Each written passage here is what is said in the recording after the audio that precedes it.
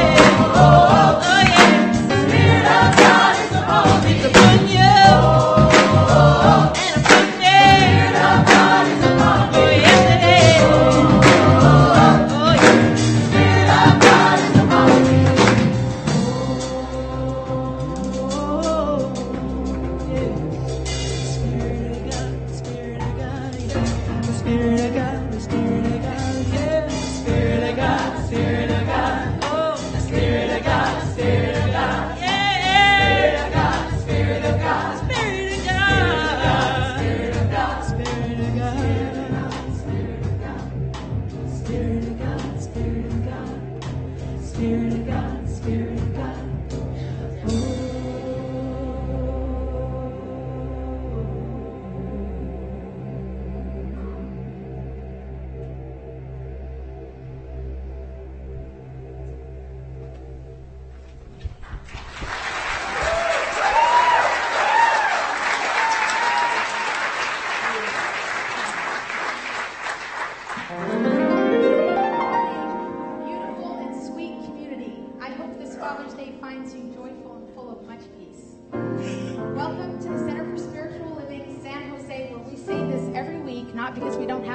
Things we could say, but because we want to anchor this beautiful service with this affirmation. We transform lives, we build dreams, and we reveal love. Where all that we ask is that you remain open to the possibility of changing your entire life by changing your mind. Welcome home. My name is Nicole Fraser, and I'm so delighted to be a part of this Global Heart Choir. How about Beth Hardy? Woo!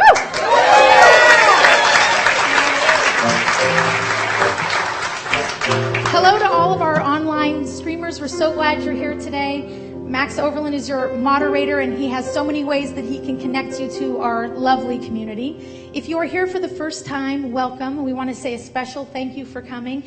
We have many ways to connect with you also. If you would like to see us after services in the fellowship hall, or meet someone at the concierge desk, we would love it. We have a free gift for you. And if you are really busy today, because it's Father's Day and we understand that, in the foyer and the way out, there's also a free gift. And now is the time when we want to make it even more loving and sacred in this lovely room. And let's greet our neighbor and say, good morning. Yeah.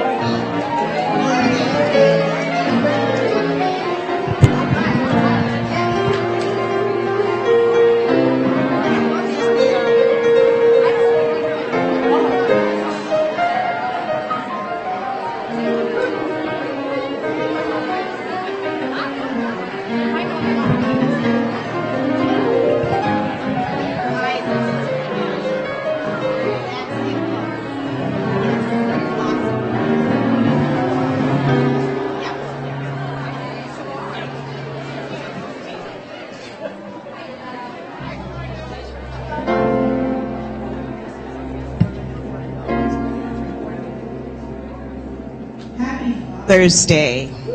What a joyous, joyous day. My name is B.J. King. I'm practitioner emeritus. And we're going to move into this most sacred part of the service.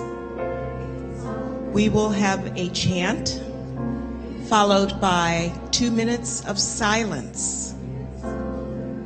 I will come back and I will pray with you. And then we will have our affirmation. So let's join the chant.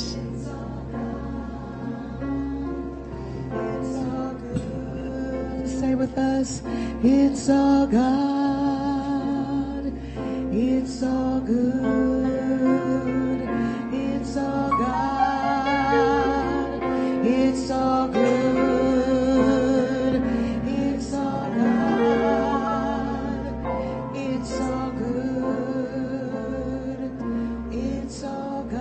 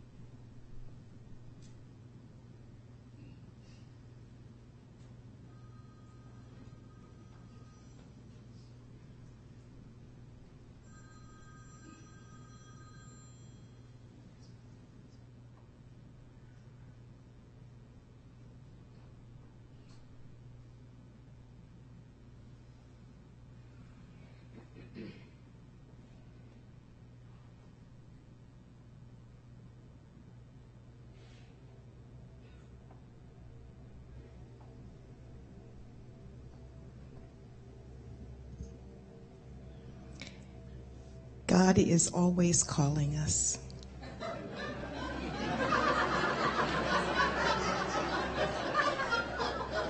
In wonderful ways. Calling us to remember to go into that sweet spot to pray, to know beyond a shadow of a doubt we are never alone. We were created with everything that we could ever use or need for all the lifetimes. We are grateful, and we use these gifts with love and joy in our hearts. I speak my word for every person here, knowing that the Father that you are, the Father that you had, always did their very best. And as we can look beyond anything else, we celebrate this day. We celebrate, knowing that we are blessed to be here together in community as family. And as we celebrate this wonderful day, we just move into that place of allowing our hearts to open and to glow and to share that love with everyone we know. And I just say thank you, beloved,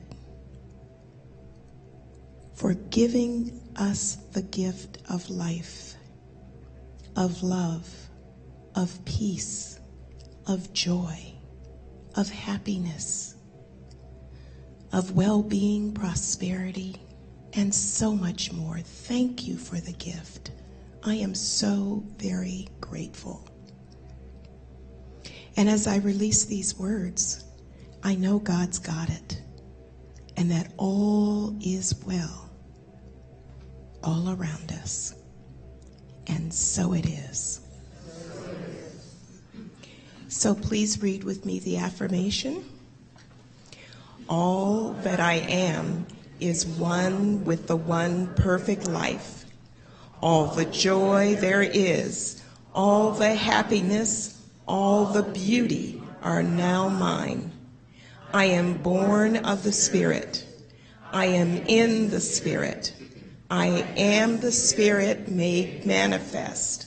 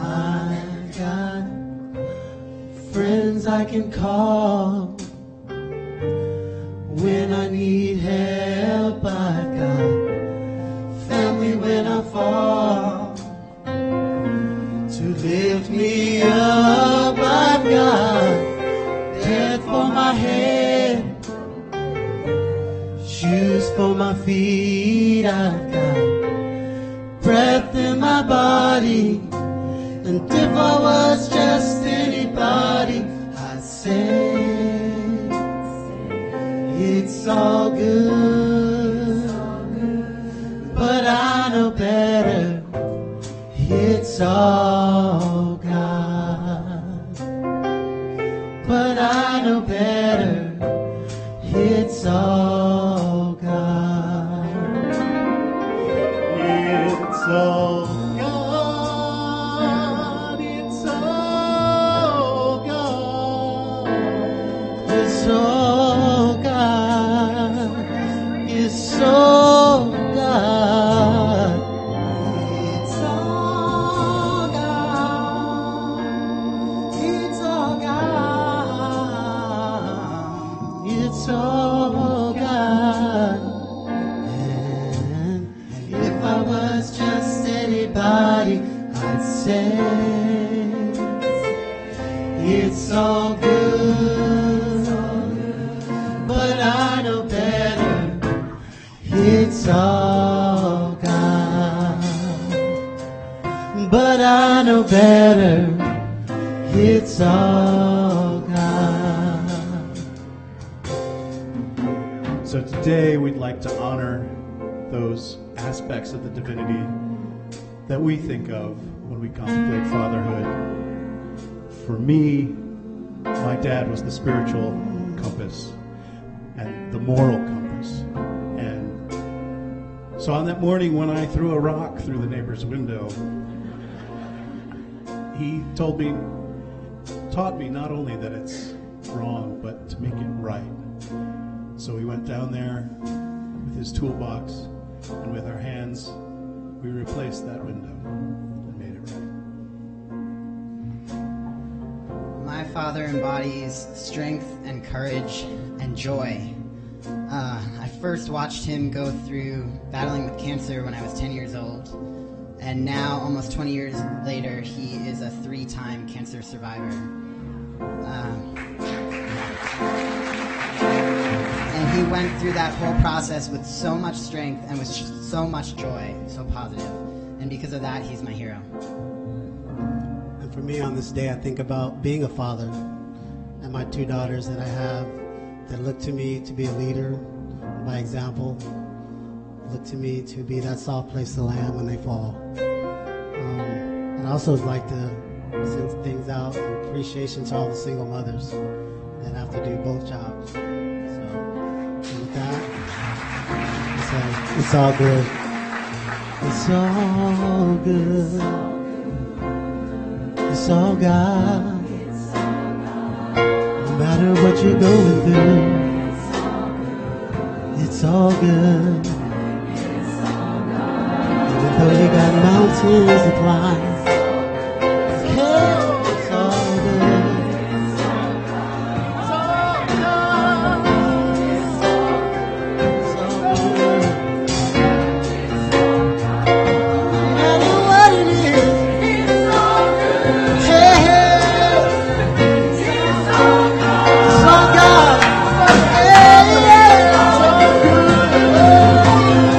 It's all If I was just anybody, I'd say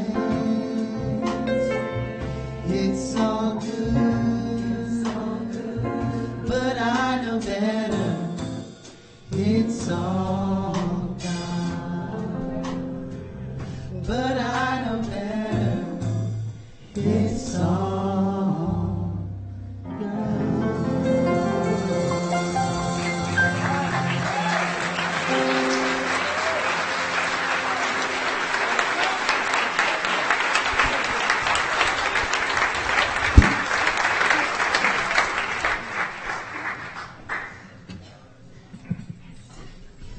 Hello? Good morning.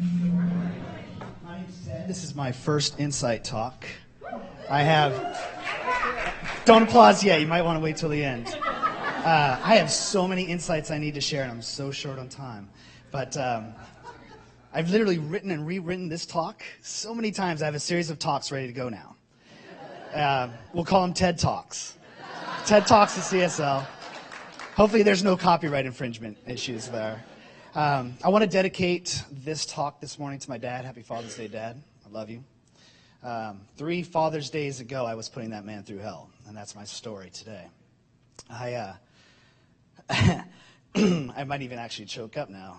I've already been through this once today. I'm going to have to refer to my notes.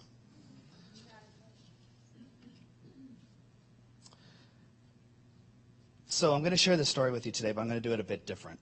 I'm going to pull a Quentin Tarantino on you. We're going to start with the end, then we're going to jump to the beginning, and I'm going to fill in all the blanks. All right?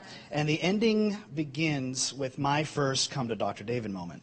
Now, if you haven't had a come to Dr. David moment, stick around because I'm just the warm-up act. It was about 2 years ago. We were sitting in the back just in case we needed to make a break for it, depending on what kind of crazy cult this happened to be. And Dr. David's up here going on about moving through the valley of shadow of death, but moving through it, right? Not stopping and setting up condominiums. And then he says the words break down to break through. And I had a huge synchronistic, profound moment because I had just experienced a breakdown to break through. This wasn't the sort of breakdown where I found myself curled up in the fetal position on the floor of this shower sobbing with my clothes still on type of breakdown. Well, sometimes it was maybe. This was more of a controlled demolition. And it lasted the span of about 3 years and 3 months, and it ultimately obliterated everything I thought to be true about myself and about my world. Okay, here we go. We're Tarantinoing it back to the beginning. If you want an idea of what my life was like before my spiritual awakening, go rent the movie A Wolf on Wall Street. It was pretty much that. Not so many drugs, but it was pretty much that. I was an entrepreneur with no interest in a spiritual life at all. I was in this material realm, hook, line, and sinker. And ever since my early days, I was building this skyscraper. I was taking facts that were fed to me about this world, and I was building floor by floor by floor. And the higher I got, it was my idea of heaven, sort of he who has the most toys wins sort of philosophy. I didn't realize all along there was a hidden hand wiring each floor with explosives as I went. And there was going to be a grand finale. There's going to be a top-down demolition someday. But that demolition began in 2008 when the stock market collapsed and the mortgage crisis. And it took my financial consulting firm. And it wasn't about losing the company at the time, because being an entrepreneur, it comes with the territory. You lose companies all the time. This was how it happened, and it led me on a mission into how our economic system really works in this country. And talk about a treasure trove of hidden facts. And each one I discovered was booby-trapped. And it would set off this shape charge and would take out the floor that I was standing on. So bam, bam, bam, bam. And in the rubble of it all, as I'm falling in free fall, my partner Debbie is diagnosed with breast cancer. And for those of you in the room who have faced such a diagnosis or have been thrust in the role of caregiver, especially at a young age, know exactly what I'm talking about here. I mean, it's like staring into the abyss and the abyss staring back. And that led me on a mission of researching big pharma, big medicine, alternative cancer treatments, you name it. And each one, a hidden fact, bam, bam, bam, bam, bam. And I was in, as I said, free fall. The rubble's coming down on me. I had no sure footing anymore. I had no idea who I was. I couldn't recognize the world anymore. House was foreclosed on, bam. Cars repossessed, bam. Lawsuits, bam. Bam, bam, bam, bam. And I began to behave badly. I betrayed my brother. I was supposed to be his best man at his wedding. I lied and stole from my parents. And this is very out of character for me, but I didn't recognize the world anymore. And so I was sitting there in the rubble of it all watching Fight Club for the bazillionth time. And Tyler Durden, Brad Pitt's character, says, only once one loses everything is one free to do anything. Oh, and the words just hit me. You're right. So I went out and I went on my own Eat, Pray, Love adventure. For 333 days, I traveled from Europe down through the South Pacific Islands to New Zealand. And along the way, I discovered the power of affirmative prayer. I didn't know that's what it was called then, but I know it kept me from getting arrested in Germany and from getting raped and killed in Tonga at one point. I discovered the spiritual realm with ayahuasca and shamanic ceremonies. And I discovered meditation while meditating with Buddhist monks, where you meditate from 4 in the morning till 10 at night. for weeks on end. And towards the end of this journey, I was sitting there with one of my meditation teachers. He looked like a real-life Yoda sitting on his meditation mat in front of me, and I just went through the details of the story. And he's sitting there very calmly, and in broken English, he says, "Only once one loses everything is one free to be anything." And I just started laughing and laughing because all I could hear was Brad Pitt. I mean, this Buddhist monk was quoting Brad Pitt from Fight Club. And then I just started crying, and it turned into this beautiful mixture of laughing and crying that I've never experienced before. And all became clear. A channel opened up, and I could see how it all had purpose, all of it. So, in closing, here I am, standing in front of you today, one of the happiest guys I know. About to begin practitioner studies in September, on my way to ministry. And I realized, because it's not about building the tallest structure in this life, it's about tilling the soil and watering the seeds you plant. My tower had served as its own prison.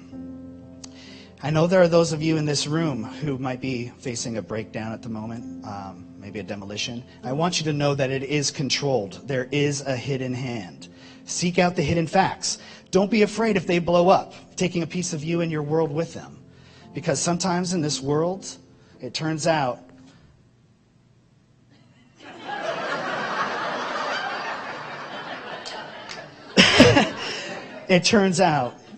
in order for the seeds of happiness to burst forth and blossom, you just got to let some stuff get blown up. Thank you.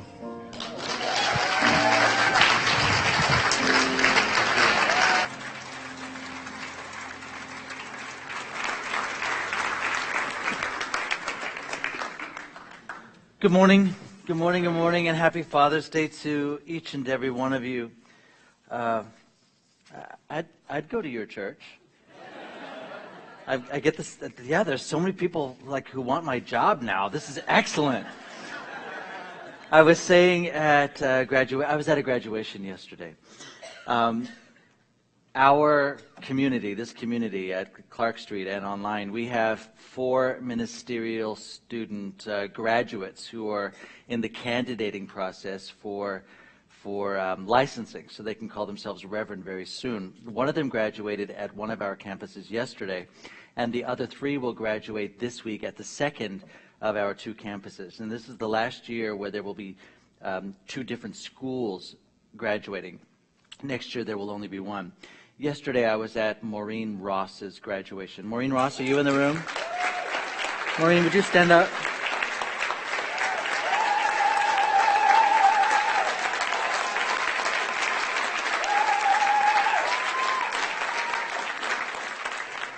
And tomorrow I will go to Los Angeles to join our other 3 as they go through the week-long process of finalizing and paneling. They'll have oral panels to ascertain whether or not they can cross the threshold.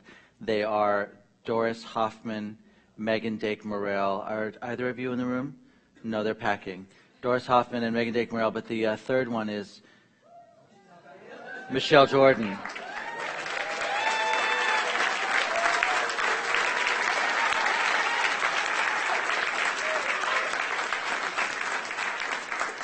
So at this graduation, many things happened yesterday, so many things, not the least of which was me having a reality check with Dr. Eloise Oliver of the East Bay Church of Religious Science in Oakland, California. Now, Dr. Eloise Oliver has been a minister long enough that I'm pretty sure she edited one of the versions of the King James Bible. I'm fairly certain. And she is like me. She's my peer. I'm her peer. She is Reverend Dr. Eloise Oliver. I'm Reverend Dr. David Bruner. And even so, even though we are peers in business, we're not in society, because here she is, a white-haired African-American minister who's been through so much more than I can even imagine. And when I said to her yesterday, "Hello, Eloise," she said, "Don't you call me that."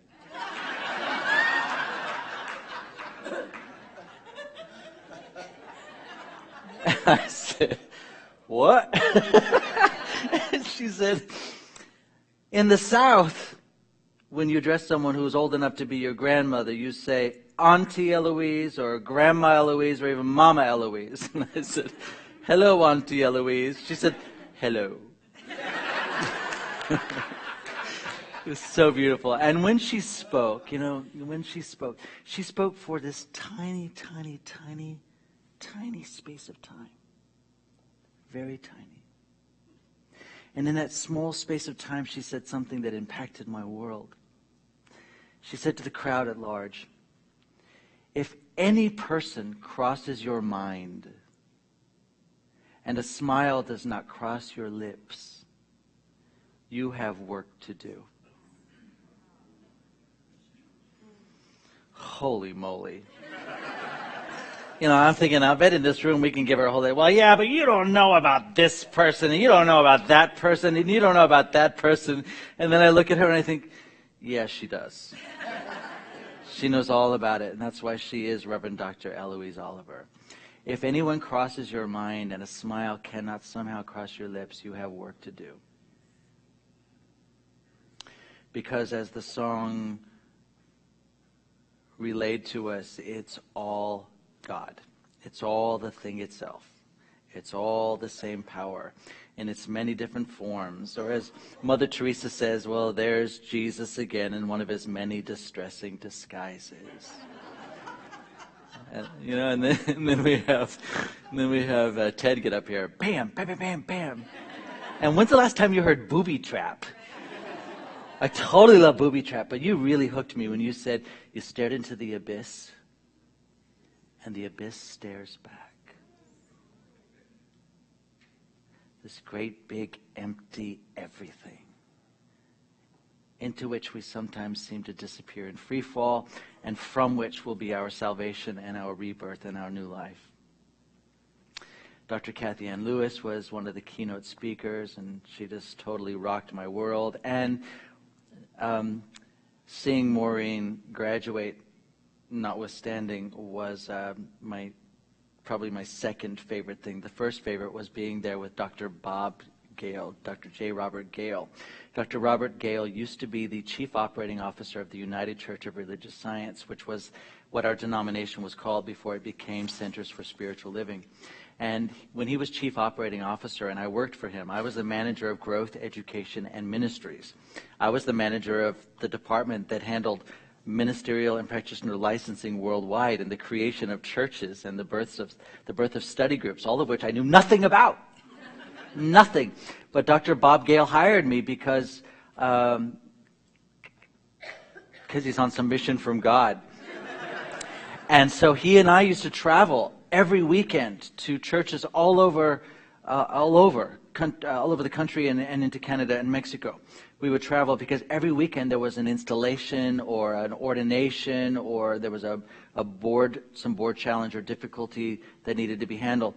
And I looked at him and wondered, Bob, how do you keep doing this without being exhausted? How is it that you can travel so much and not be depleted? Because he always was present. Well, I learned how he did it. I learned at an ordination that happened about 16 years ago, and I was watching him yesterday to see if he would replicate it. See, I was sitting in the front row with him 16 years ago, in the front row, when we had our robes, ministerial robes on, we had our graduation caps on. It was hot. You know those little handheld fans? You want to just hold it and fan? It was hot under these robes. And I looked at him and his eyes were open, and I was watching this thing, and this is one of those interminable 3-hour-long ordinations. It's like it's never going to end. Give me an X-Acto knife. I just want to put it out. I want to put myself out of my misery. And I looked at him, and his eyes were open, but I heard...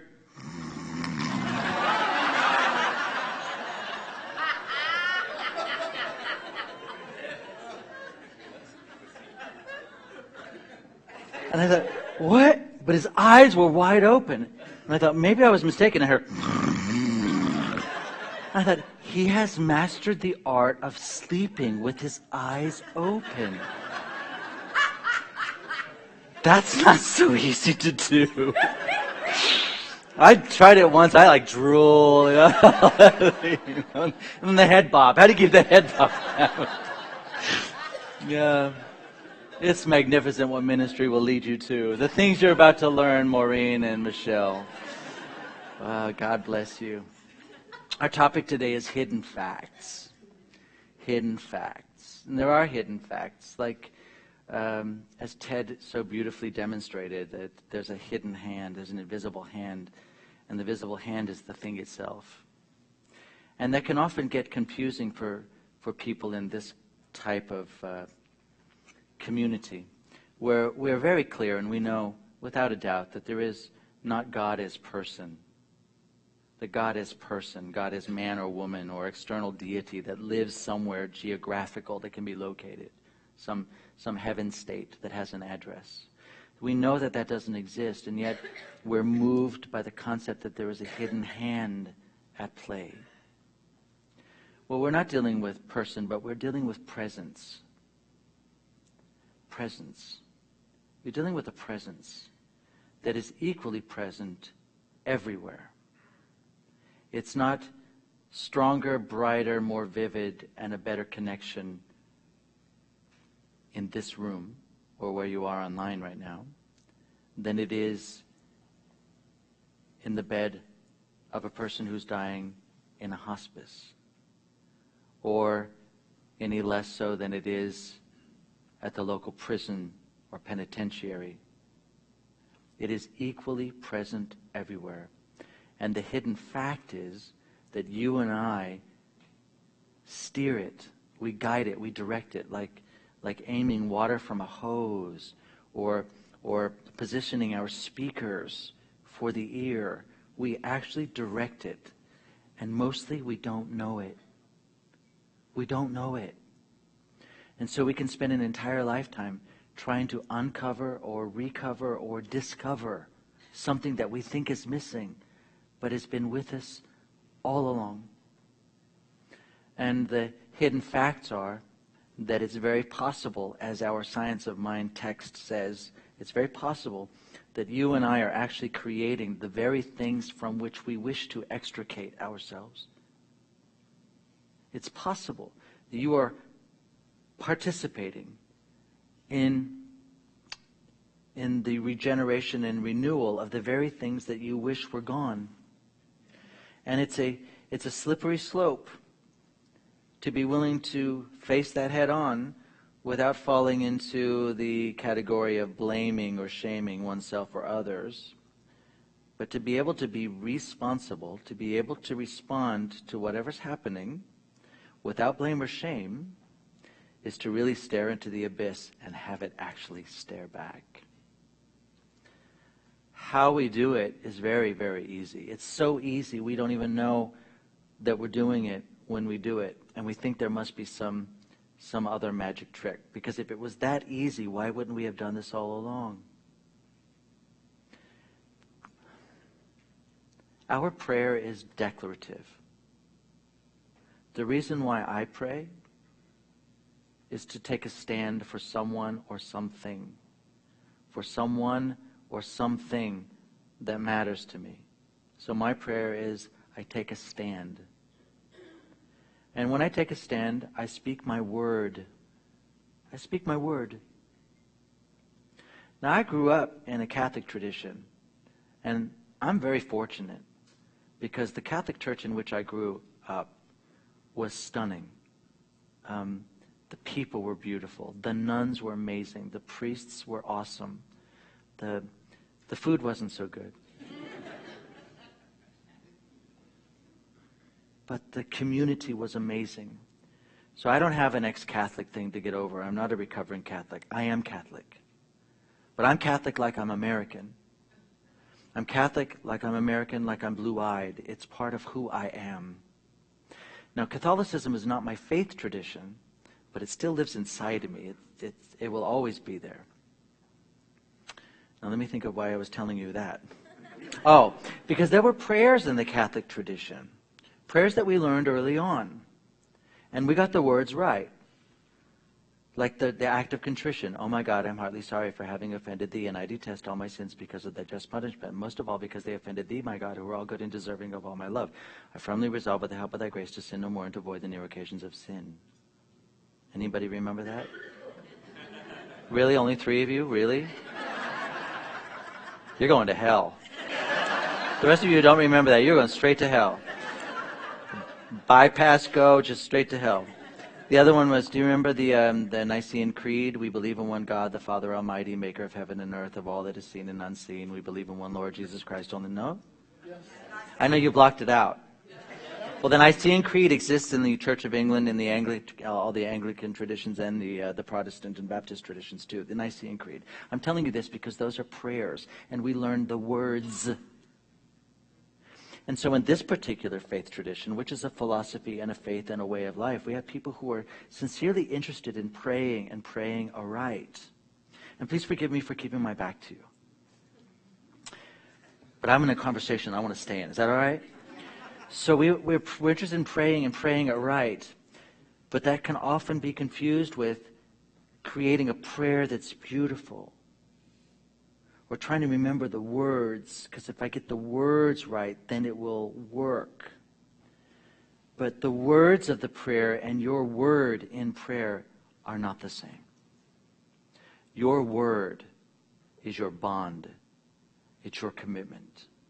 When I think about Father's Day and I think about my father was a man of his word.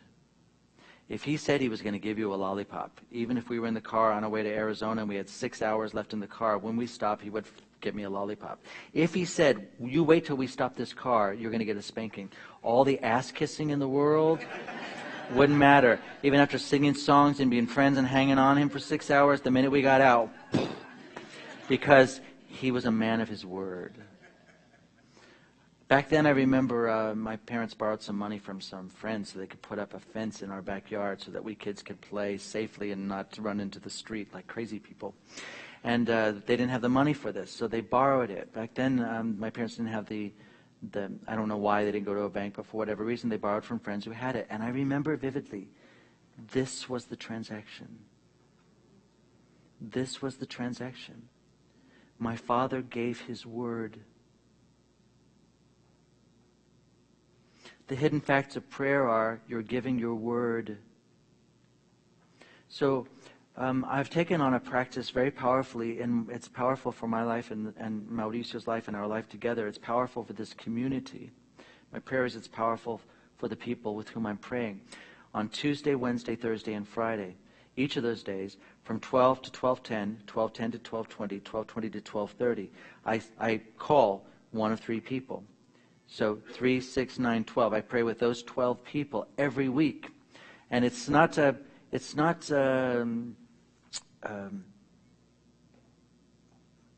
one way. I call, I'll just call. I'll say, hello. If Lynn was my prayer partner, at 12:10, call Lynn. I call Lynn. Hello, Lynn. It's David. How can I pray with you today? Not a lot of dialogue, not a lot of chit chat. What's up? How can I pray with you? They know how it works. David prayed. This is up. This is up. This is up. And then I pray. And then I say, I'm going to take this on for the rest of the week. I'll talk to you next week. And she says, thank you, and we hang up. And here's what happens in that prayer. Whatever's up for Lynn, I speak my word that it's transformed. And my word matters to me. Now, here's where we have trouble in the world as I know it. We have learned that our word means nothing. Our word means nothing. I'm going to go to the gym tomorrow, and I don't. I'm going to eat better today, and I don't. I'm going to stop being so crabby with you, and I'm not. See, what I say doesn't matter. And then my prayers aren't answered because your prayer is casting your word, and then you have the experience that your prayer is not answered, and you think that God has left you, and you better find a better church. If your prayers are not being answered, I offer this for consideration. How good are you with your word? This is why the word integrity really matters to me. Integrity used to be a bugaboo for me. People used to use integrity, especially in New Thought. We're really, really socially aware, and they would say, "You're out of integrity." And I thought, well, so are you, crabby pants.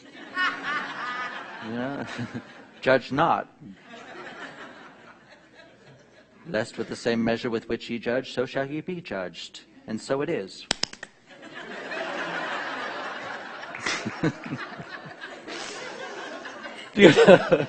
Wow, I'm so happy I could share this with you. I periodically like to analyze me being true to my word, because my word matters. It doesn't matter because I'm out of integrity with my word, like I'm a bad person. You said you'd be here and you're not. You're out of integrity. You're late. No, you said you'd be here and you're not, then your life just doesn't work, because you can't expect things to work because you don't really mean what you say. So say what you mean and mean what you say. That's what's up for me. So my prayers now are, I'm just speaking my word. And like if Lynn said, I want you to pray for us to get into a car, I could speak my word about that. Because I know there's no God that would, no, Lynn can't have a car. She's still got to make amends for stealing that button at Disneyland in 1962. Yeah. Or we have this like funny belief that God loves everybody except for you. You know, you I love, and you I love, and you I love, and you I love, and you. But we have these beliefs about God, right? That God actually has this feeling about us that could be anything less than wow. Like, if God were a person, I imagine it would say, wow. You are my eyes that are shedding tears right now. Wow. You are the nose that is emitting snot in your wow. So we confuse a few things and some hidden facts. Some hidden facts that of which I've become very aware recently. I don't know a faith tradition that doesn't have this as a powerful part of their foundation. But it's funny how no matter how many faith traditions we find ourselves in, we don't notice that it's still there. It's a constant. Here's the constant. We are drawn or driven to do things. Like if I can just do this better, if I can just speak better, pray better, eat better, go to the gym better, if I could just be a better lover, mate, mother, father, if I could just do it better, then I will have what it is I want to have, like a better relationship, a better income, a better house, a better neighborhood, a better vibrancy, a better waistline. And then I will be happy. So if I could just do it, then I'll have it, then I'll be it. Okay? If I could just do work for 40 more years, then I will have some money so I can be happy. Do you guys know what I'm talking about? This is the nature of but I don't know a faith tradition that teaches that. They actually teach something that we're not even listening to. And I used to think that somebody should copyright it, but it's never going to be it's never going to be infringed upon because no one will use it. I don't know what this voice is about.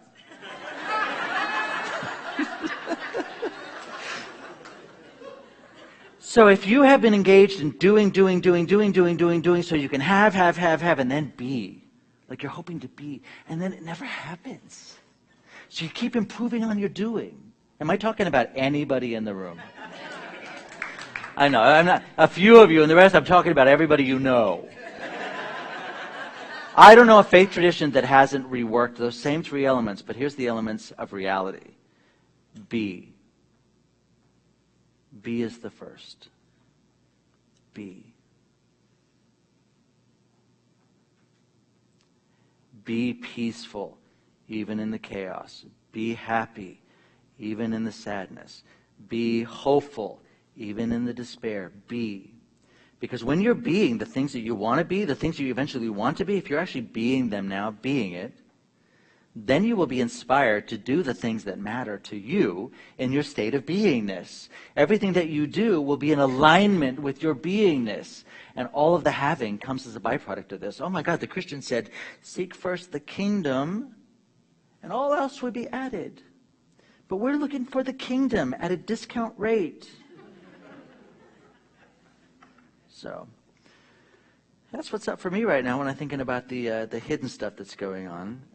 It's my job just to be different. And you know, I practice this a lot. It happens.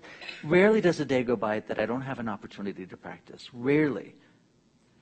Every fight that comes my way, every disappointment or sadness or even reaction, I have committed myself to being new in it.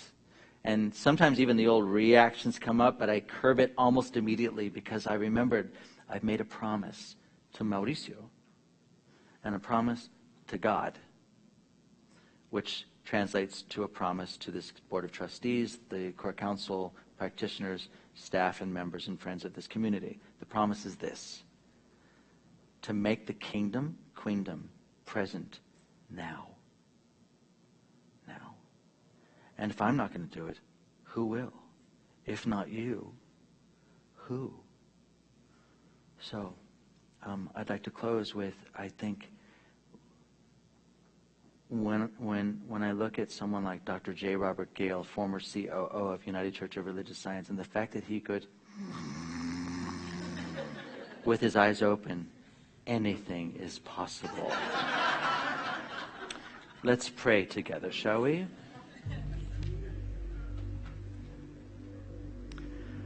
Right now, I'm very fortunate and very happy. I'm so grateful to be able to speak the word for you, the people that matter to me.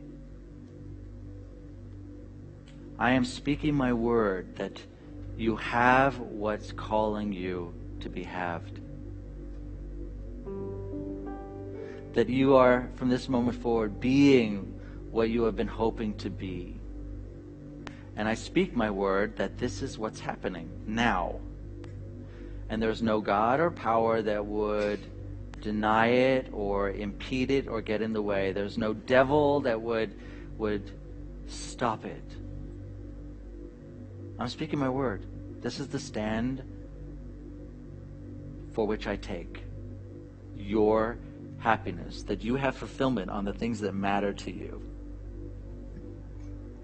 Right now, I ask you to call to mind anything that matters to you. Because the mind through which and in which I speak right now is the mind in which and through which you think. And that's the same mind that is God. Call to mind what matters to you.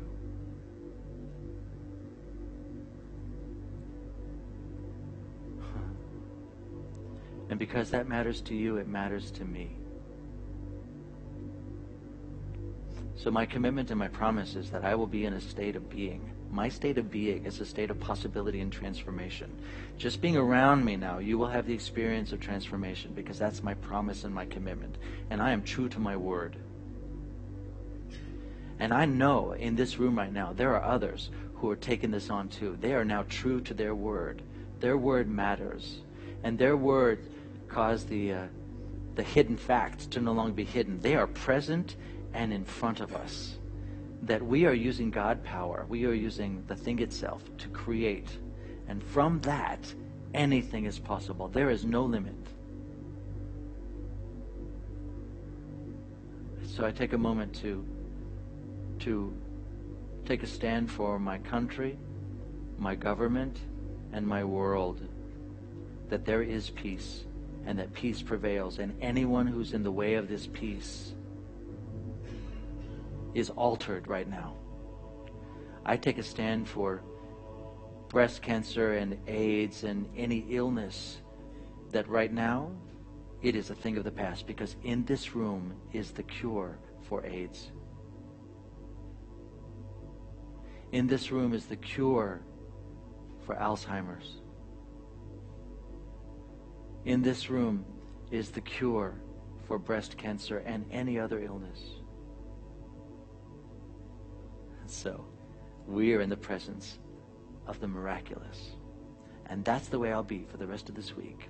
For each and every one of you that is listening and within earshot, I am being the possibility of what can happen for you right now.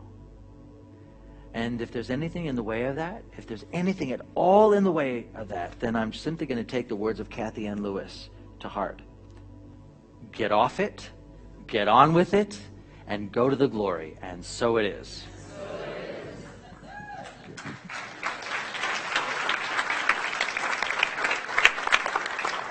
Good morning. Now's the moment in which we each have the opportunity to bless this spiritual community in our own way with our gifts, tithes, and offerings. So as the ushers move forward, let's say our giving affirmation together. The spiritual universe is endless and inexhaustible. It is my sole source of supply. I give thanks that goodness and prosperity pour themselves down on me all the time.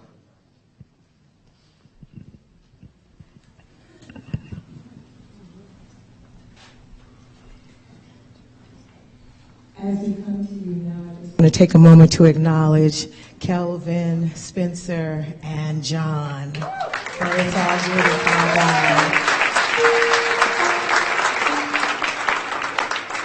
And now Linda and Lucy will join me as we kick off this song that may sound familiar.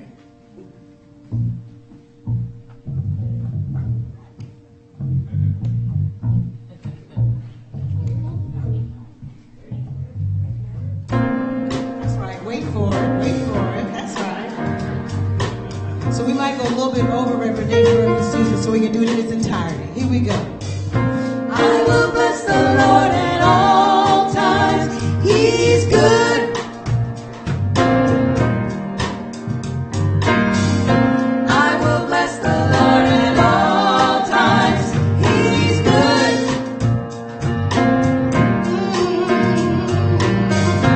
I will bless the Lord at all times. He's good. Yeah, yeah, yeah.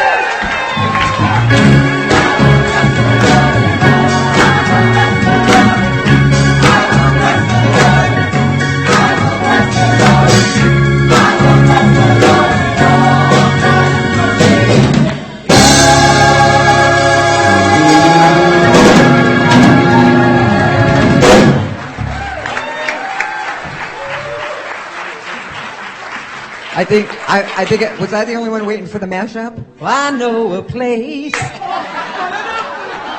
Ain't nobody crying. I was so waiting, Michelle. Good morning, everybody. Happy Father's Day. For those of you I haven't met, I'm Reverend Susan. I'm your assistant minister. And I'm going to go over some brief announcements, so then we can all go to brunch. Yay. Yay, dads and moms.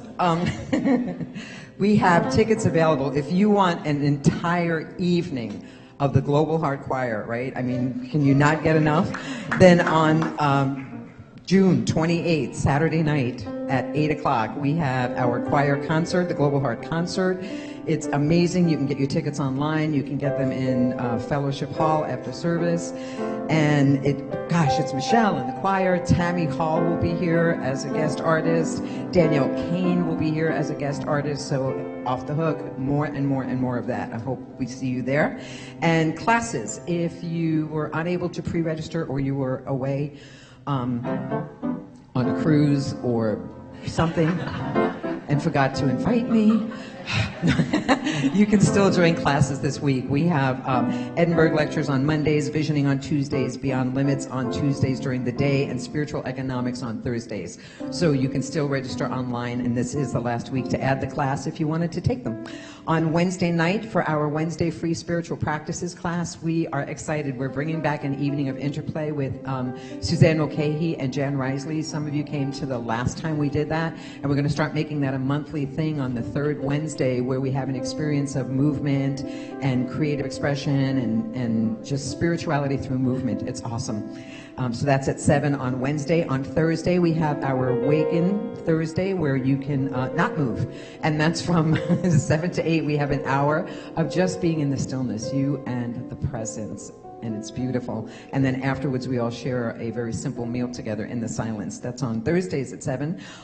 Also, this Thursday night at 7, for the next 8 weeks, I will be facilitating a workshop entitled A Hero's Journey, Lessons from the Wizard of Oz. It's based on the book, The Wizard of Us, by Jean Houston. Exactly.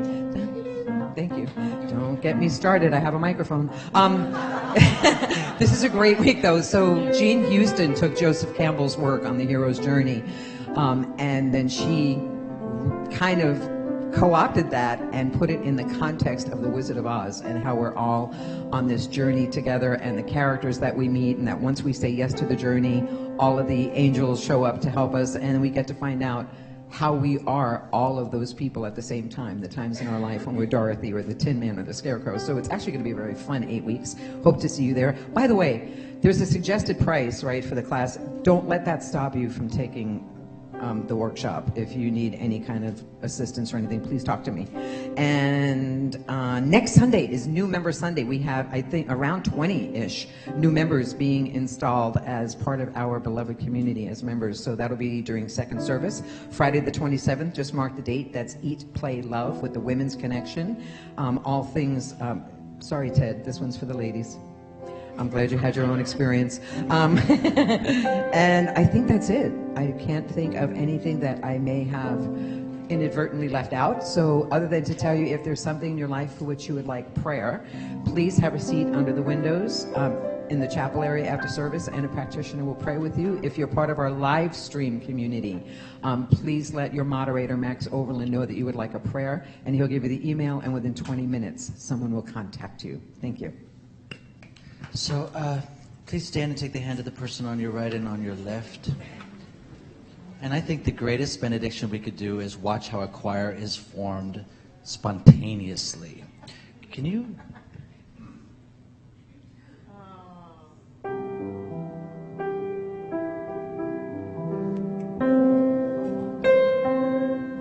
By the way, a choir is, if you're a choir, you're not an observer. Do you guys know the song Over the Rainbow? Anybody have it in your head right now? Can we just sing it as our closing?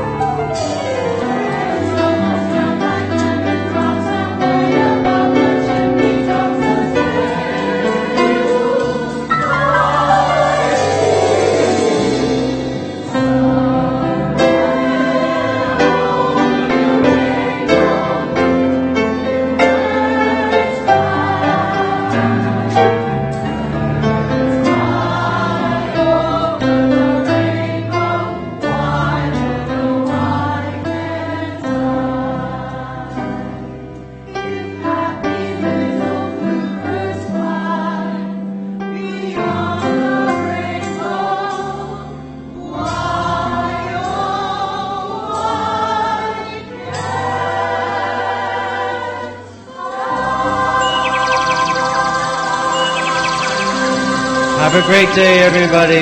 Happy Father's Day.